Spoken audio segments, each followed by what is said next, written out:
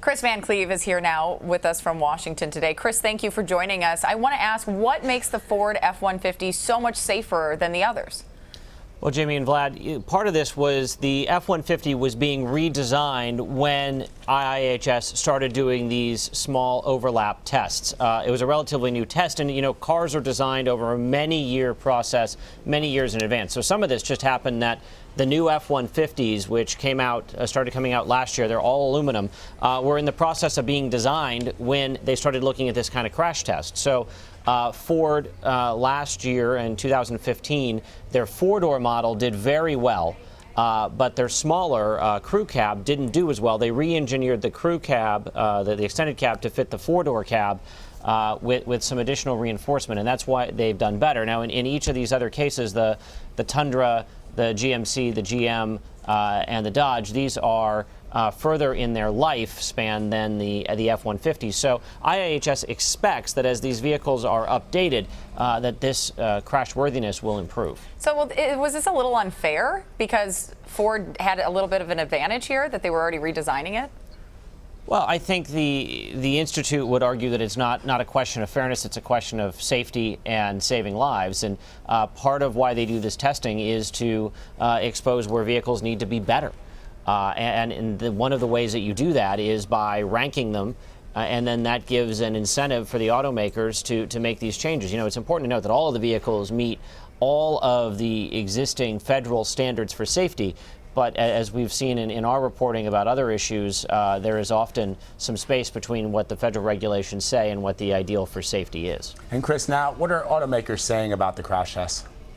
Well, obviously Ford is pretty happy with the results, and in fact, their F-150s, both the extended cab and the four-door cab, earn a top safety pick if you get the optional collision avoidance package on those vehicles, the only full-size pickups to get that. Toyota, in a statement, told us that we're evaluating the test results with the goal of finding new ways to continuously improve the performance of Toyota trucks and to further enhance safety of our vehicles. Fiat Chrysler, the maker of Dodge, also gave us a statement. They say our vehicles are designed for real-world performance, and no single test determines overall real-world vehicle safety. Every FCA US vehicle meets or exceeds all applicable motor vehicle safety standards. I know truck people really love their brand of truck. And they are very loyal. They're very, very loyal. So what should consumers who maybe aren't as loyal as traditional truck people be looking for when shopping for a pickup truck?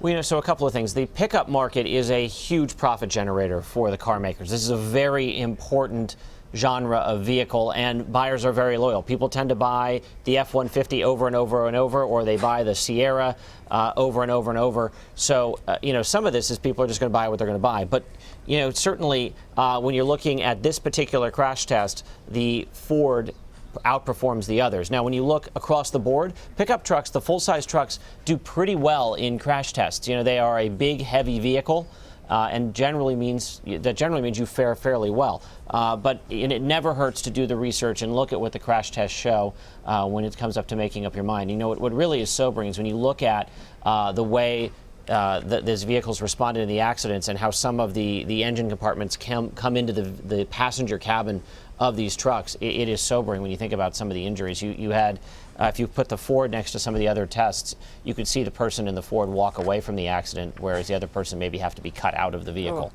Oh, something to think about. I know I've always been a Ford girl. My stepdad's always been a Dodge guy. I think I'm going to call him and tell him it's time to switch. I don't. Bragging rights, Jamie. I've never owned a car made before. All my cars were made before 1980, so all steel. Is that like tanks. You've got a vintage like DB7 or something, Vlad? I did at one point own a 1977 Jaguar XJ6, which was really cool.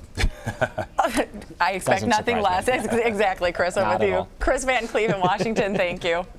Thank you.